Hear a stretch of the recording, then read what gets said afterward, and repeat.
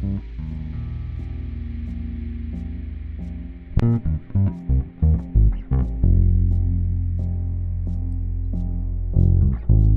Post-Structural Express, a play in one act, written by Ryan Phillips, performed by Noah Longman, Nicholas Vourakes, Rebecca Rocillo, and our Dembele-Yeno.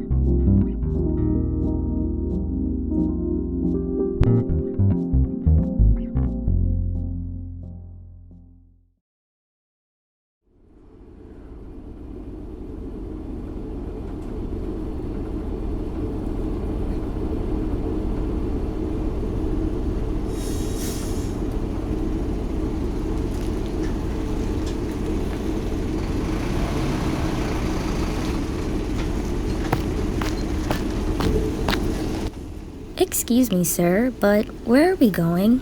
Why, we can go any place you'd like. It really doesn't matter. What? But then, what is our destination? What is the purpose of our voyage? Those are two very, very different questions, my dear sweet boy. Each with their own respective answers, I'm sure. What does that mean? Attention, passengers. We've arrived at the color blue. All passengers wishing to disembark may now do so at their leisure. How does one arrive at a color?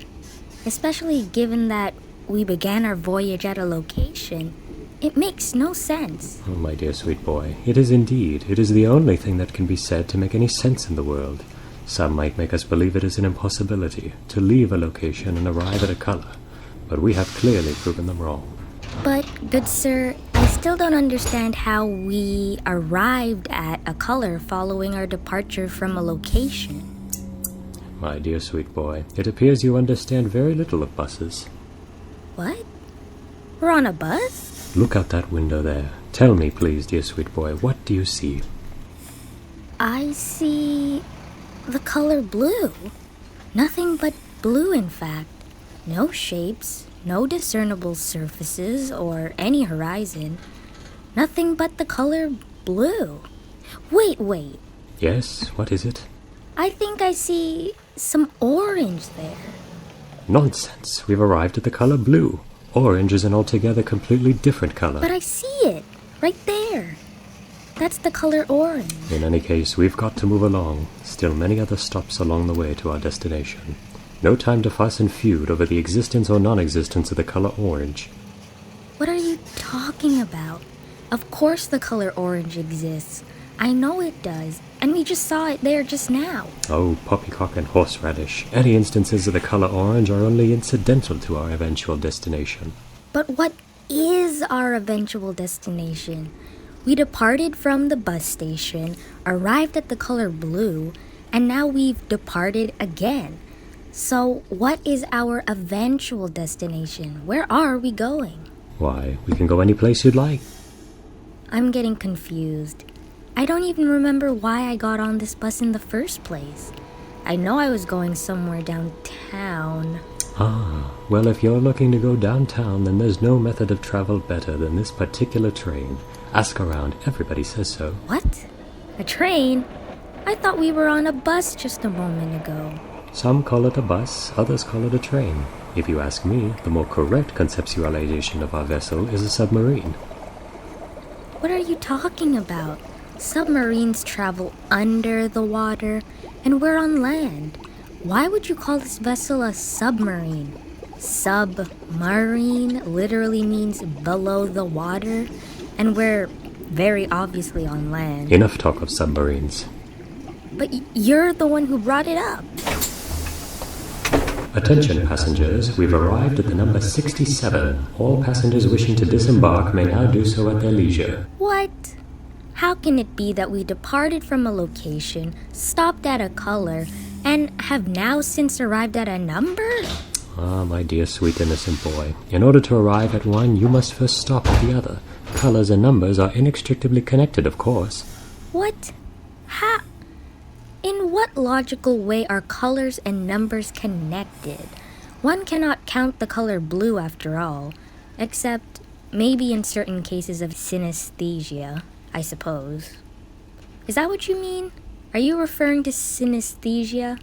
You know, how some people are able to perceive colors as numbers and vice versa? Of course not, my boy. That is entirely irrelevant to our voyage. Look out that window there. Tell me, what do you see? I see the number 67. Or is it 76? Tu veux rien, et moi, je suis l'intellectuel. What? What does that mean? I'm sorry, I don't speak French. Don't fret too much about 67s and 76s. What you're looking at is both. But I can't help but feel that what you've just said in French is something I should know? That it is somehow important? Qu'est-ce que tu vois, mon jeune fille? Okay, fine. I see the number 67 as well as the number 76. So what? So what? I see both numbers, but so what?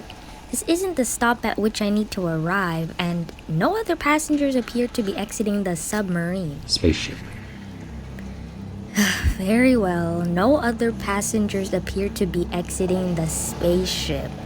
So, what is the purpose of us waiting here and gawking at these numbers? Oh, my dear, sweet, innocent, lovable, ramshackle boy.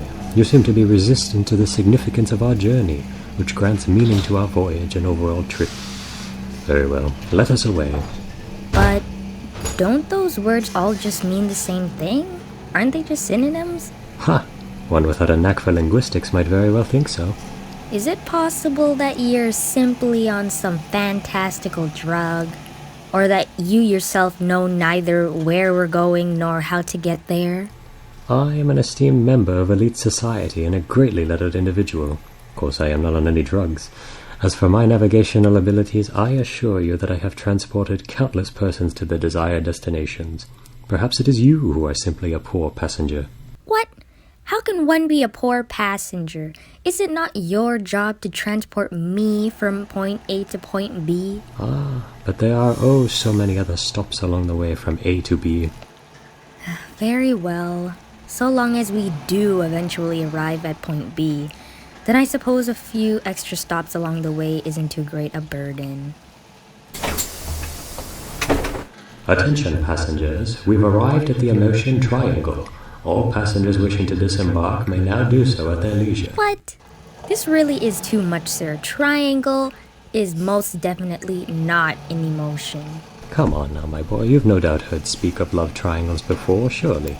Of course, but you're speaking metaphorically when we are clearly in a literal place. You confuscate, sir. Ah, my dear sweet boy, the literal is always at once and forever metaphorical. What? Always, already, at once and forever. Yes, what do you mean by that? Why, it's the eternal return, of course. The what? Oh, dear boy, it seems as though you've become a poor passenger once again, I'm afraid. But how? I don't understand how I've become a poor passenger. I still don't even understand where we're going, what our destination is. Nor do I understand the significance of these stops along the way. In any case, we've arrived at the Immerse Triangle. Yes, so you've said. Though we'll be departing again shortly. To what end?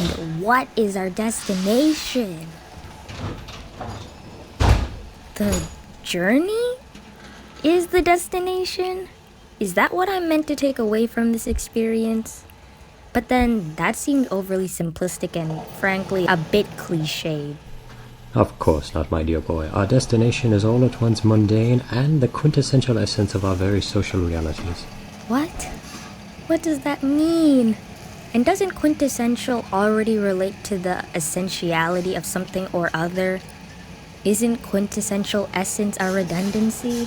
There are no such things as redundancies, you see. No, I don't.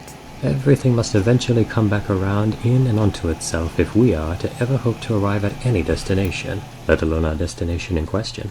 Which is what exactly? What is our destination? You still haven't answered my initial question, and we've been traveling for hours now. Ah, here we are now, my dear boy. Attention passengers, we've arrived at the bank. All passengers wishing to disembark may do so at their leisure. The bank? All of that nonsense just to arrive at the bank? Thank you, sir. Of course. Such a scenic journey. De rien, ma belle. We don't even appear to be at the bank. Look, there.